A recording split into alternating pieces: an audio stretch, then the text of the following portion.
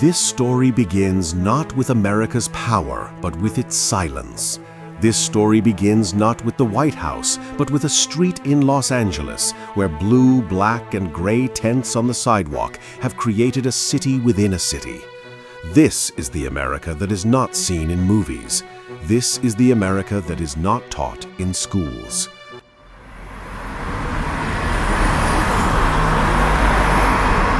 This is the story of those living in the richest country in the world who are now without homes. And this is not the story of one city or one state.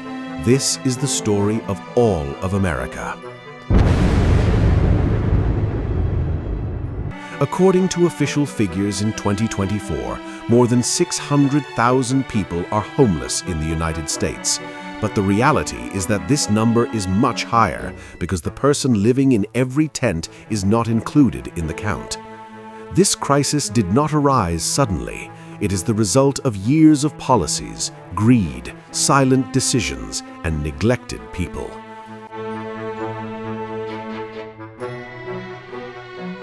There was a time in Los Angeles when the middle class could dream of buying a house, but today that same house has become an investment where money lives, not people. Rents have skyrocketed. They are touching salaries, and an illness, an accident, or the end of a job can bring any American to the sidewalk.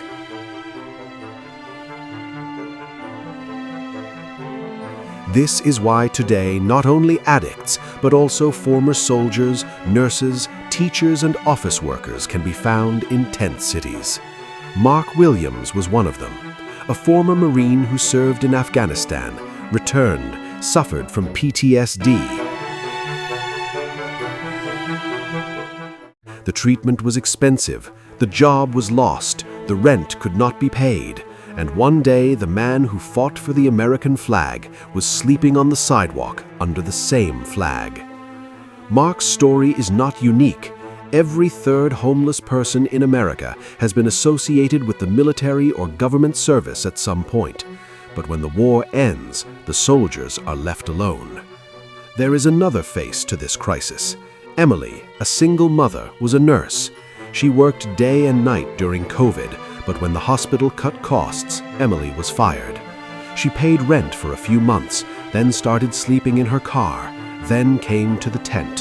Her only fault was that she lived in America, where housing is no longer a right, but a business. Meanwhile, billionaire real estate companies continued to sit on empty houses because lowering rents was against profit. The question is, why are people on the streets when there are houses in the city? The answer is the system, a system that protects the investor and leaves the person. In California, millions of houses are empty, but millions of people are homeless because the law is with the owner, not the person. Then comes addiction, fentanyl, which deepens this crisis. But the truth is that most people do not do drugs first, but after homelessness, because they need something to endure the cold night, fear, and hunger. The media often associates tent cities with crime, but it does not tell us that the first victims of crime in these cities are the homeless themselves. Police operations are carried out, the tents are removed, but the problem is not solved, because the tents are not the problem, they are a symptom. The real problem is the system that has made the common man a market commodity. Given, thousands of people line up in shelters every night in New York. Some get a place, some don't. Children sleep in shelters with school bags, and in the morning they pretend to be normal children again. The question is now gaining momentum in America. Is it really the most successful economy in the world if its people are dying on the sidewalks? Videos of tent cities are going viral on social media. Millions of views are coming on TikTok because people are seeing the truth that has been hidden for years. Some states are bringing strict laws to remove homeless people, but the question is, where will they remove them? The problem does not end by removing it from sight. In 2025, America stands at a crossroads. Either it recognizes that housing is a basic right, or tent cities will become its identity. This story is not about one Mark or Emily. This story is about the dream that was called the American Dream and who is sleeping on the sidewalks today. The question is not how rich America is.